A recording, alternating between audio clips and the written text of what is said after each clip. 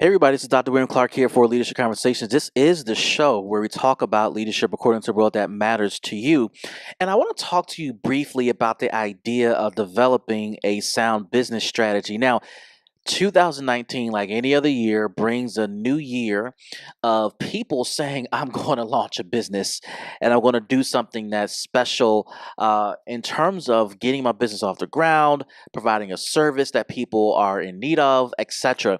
And I am one of those people that sits on the sideline and says, more power to you. I applaud that effort.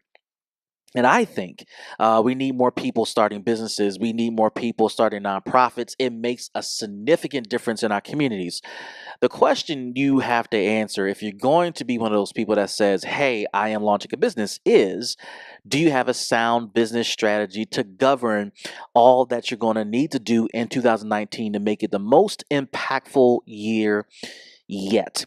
So let me provide some initial thoughts for you in terms of what you should consider if launching a sound business strategy in 2019. Here's the first thing I'll share with you, and that is be conservative. Now, starting a business is risky enough.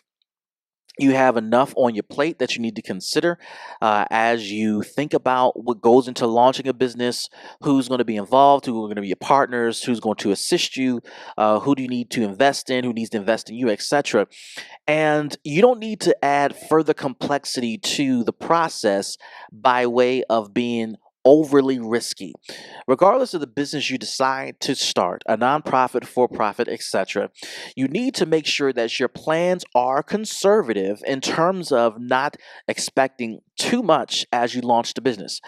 Now, there are too many people who say, I'm going to launch a business and they expect to reach $1 million in sales in 1 year. Now, don't get me wrong. There are moments when that happens. There are moments when, yes, miracles do happen. But if we're honest, that is not the normal situation for most people. Because of that, and if that is true, then it's important for you and anybody else that is starting a business to be conservative in your planning and in your thinking. Do not assume you're going to meet $1 million of sales or revenue in your first year.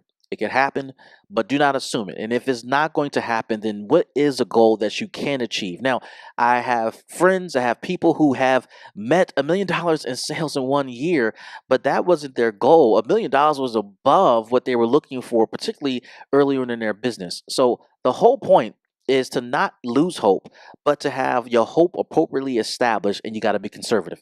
Here's the second thing I'll share with you, and that is listen and learn as much as you can. Whatever business that you're looking to start, be sure to do your homework. Listen and learn from people who've done it before. I would go on YouTube and listen to people who are talking about the business you want to start. I would attend conferences. I would read books. I would have interviews. I would interview people who have done this business before. I would talk to as many people as I possibly can, because the idea of starting a business is not only to benefit you, but you want to contribute to the marketplace where you're competing and where you're providing a service. The work you do, yes, part of it is I'm going to compete and earn business, but I'm also contributing to the market, to the industry, to move the entire industry forward. And that's your value to starting a business. That's your value to the marketplace. And so the more people you can talk to, the more people you can inform who are in this business, that you can say, hey, I'm starting this business. I need to pick your brain. That's going to be to your advantage. And if you can't find those people, research YouTube, Google, books, articles, conferences, etc. Do whatever you got to do to listen and to learn. Here's the third thing I share with you about creating a sound business strategy. Be sure to create room and time to test ideas and learn from them quickly. The quicker you can produce a product, get it out to market, get the market to respond, and take the product off market to learn from what the customers are saying, how the market responded, how your competitors responded, how your supporters responded, where you can save money, where you need to spend more money, where you need to change the price of the product, whatever you need to do, figure out what you need to learn as soon as possible, because that's going to make a difference in you having a product that is effective and that is a home run. Lastly, here's the most simplest but most important thing you can do in creating a sound business strategy. Once you learn to be conservative, set conservative but realistic goals, learn and listen from people who've done this before, test your ideas and learn from what you've tested, rinse and repeat, do the process over and over and over again. The idea is to repeat processes that do work, that do have value, that do contribute to what you are doing. And when you can repeat those things, when you can follow up on those things that are going to add value to you, you're going to realize that, you know what, I got something on my hands.